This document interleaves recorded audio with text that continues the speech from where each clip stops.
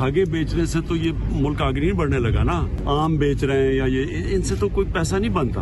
पैसा बनता है इंडस्ट्री से। इंडस्ट्रियलाइजेशन जब तक 1960s के बाद कभी हुई नहीं पाकिस्तान में, यानी गवर्नमेंट ने इंडस्ट्री को कभी प्रमोट नहीं किया।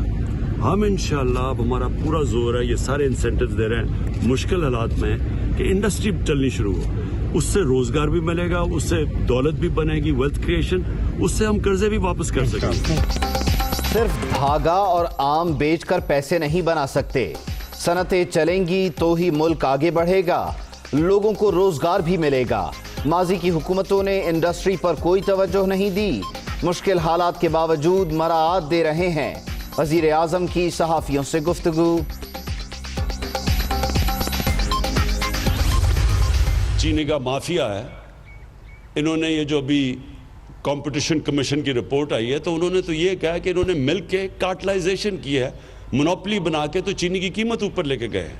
इसके खिलाफ है। आप जायज तरीके से नफा कमाएं। हमने जो फैसले किए उससे हमने अपने गरीब लोगों को भी बचा लिया और उसके अलावा हमने अपनी इंडस्ट्री को बचा लिया। अवाम को सहूलतें फराहम करना हुकूमत की जिम्मेदारी। मुआशी गिरावट से निकलने के लिए मुश्किल फैसले किए। सरमायाकारों के लिए आसानियां पैदा करने के लिए काम कर रहे हैं। जायज तरीके से नफा कमाएं, चीनी माफिया की तरह मुनाफा ना कमाएं। कोरोना के दौरान गरीब तबके को बचाया। वजीर आजम का फैसलाबाद में सनतकारों से खिताब।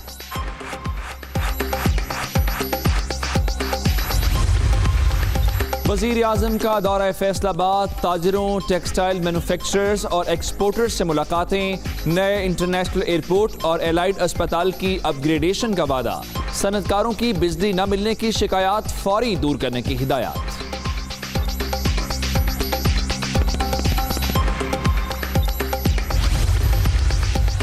वज़ीर आला पंजाब का फैसलाबाद में तरक्याती कामों के लिए 13 अरब रुपए का पैकेज देने का ऐलान।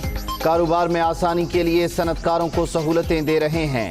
फैसलाबाद तरक्की करेगा तो पाकिस्तान तरक्की करेगा। उस्मान बुज़दार का तकरीब से खिताब।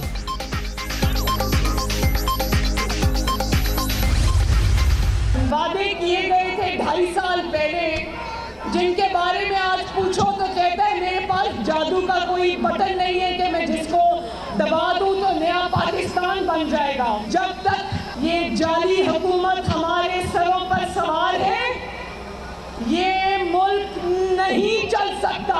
नवाज शरीफ के बयानिए ने तुम्हें कहीं का नहीं छोड़ा।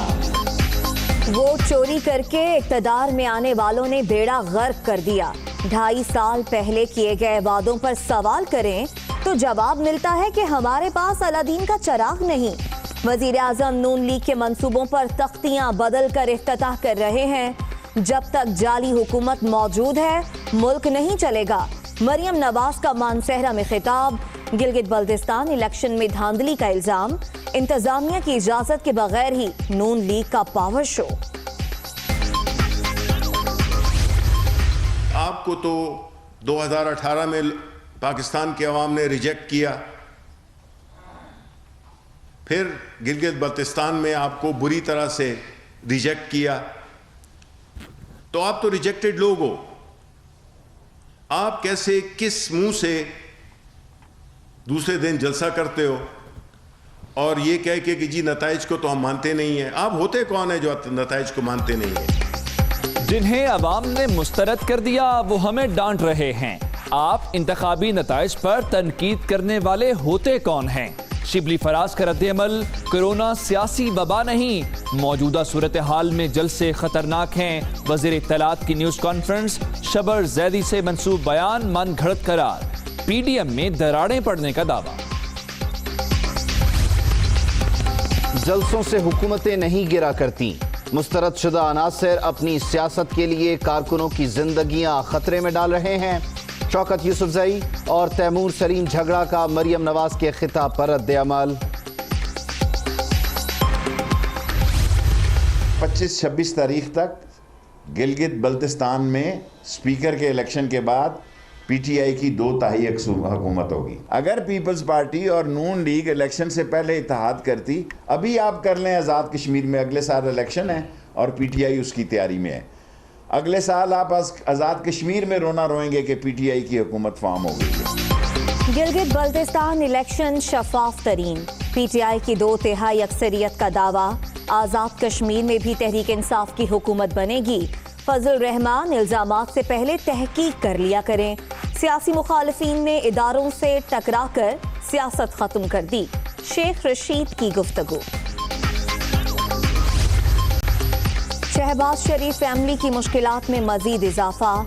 नैब लाहौर ने नून लीगी सदर की बेटी राबिया और दामाद इमरान के खिलाफ रेफरेंस दायर कर दिया। कौमी खजाने को 37 करोड़ 5,28,000 रुपए नुकसान पहुंचाने का इल्जाम। साफ पानी फिल्ट्रेशन प्लांट की मद में 13 करोड़ से जायद की करप्शन की गई। रेफरेंस का मतन।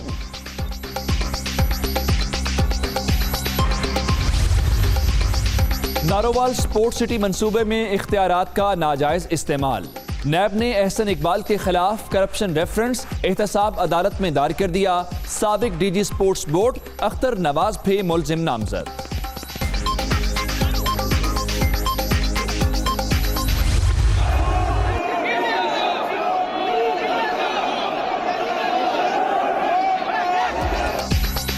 मज़ार कायद की बेहुरमती का केस। कराची सिटी कोर्ट ने कैप्टन रिटायर्ड सफदर के खिलाफ मुकदमा खारिज कर दिया। मुल्जिमान के खिलाफ कोई शवाहिद नहीं। मुद्दई की जाए वक़ुआ पर मौजूदगी भी साबित नहीं हुई। अदालती ऑर्डर।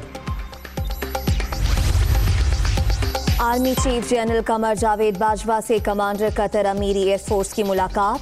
इलाकाई सलामती और पेशा वाराना उमूर पर बातचीत। पाकिस्तान कतर के साथ ताल्लुकात को खुसूसी अहमियत देता है। सिपा सालार की गुफ्तगू।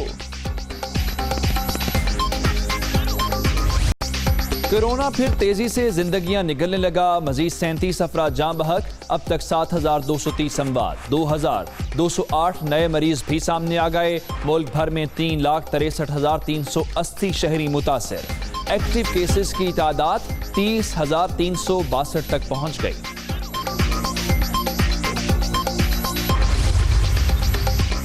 कोरोना बेकाबू। लाहौर के मजीद 9 मकामात में स्मार्ट लॉकडाउन लगाने की तजवीज़। Defence, Gulberg, paragon city, Wapda town, Johar town block F2 समेत कई इलाके शामिल। कोरोना केसेस में इजाफा। बलूचिस्तान में तफरीही मकामात शाम 6 बजे तक खोलने की इजाजत। शॉपिंग मॉल्स, मार्केट्स और रेस्टोरेंट्स रात 10 बजे बंद। मास्क इस्तेमाल ना करने वालों के खिलाफ एक्शन होगा। स्मार्ट लॉकडाउन का नोटिफिकेशन जारी।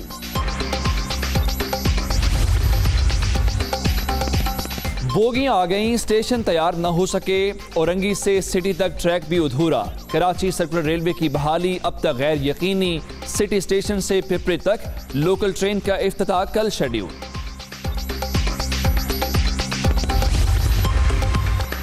डॉलर की फिर ऊंची उड़ान। कतर में एक ही रोज ₹1.52 इजाफा। इंटरबैंक मार्केट में अमरीकी करेंसी ₹159.83 में ट्रेड।